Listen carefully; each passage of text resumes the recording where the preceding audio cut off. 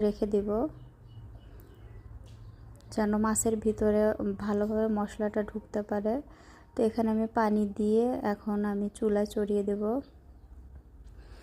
তো এই যে এখানে বলক চলে এসেছে। তো মাছটা হবে একদম মাখা মাখো, একদম ঝোল থাকবে না। এভাবেই সরিষা ইলিশটা মজা লাগে। তো বাংলাদেশের মতো একদম টাটকা ইলিশ না পেলেও আমরা এখানে যে ইলিশটা খাই, ইলিশটা ভালোই লাগে। তো এই তো আমার রান্না কমপ্লিট। ইলিশটা খুবই মজা হয়েছিল। তো এই তো আমি নামিয়ে নিলাম। এখন আমি ব্রাউন রাইস আর আমার গার্ডেনের সিম আলু ভাজি দিয়ে এই ইলিশ মাছটা সার্ভ করেছি। এখন আমরা সবাই খাবো। সবাই ভালো থাকবেন, সুস্থ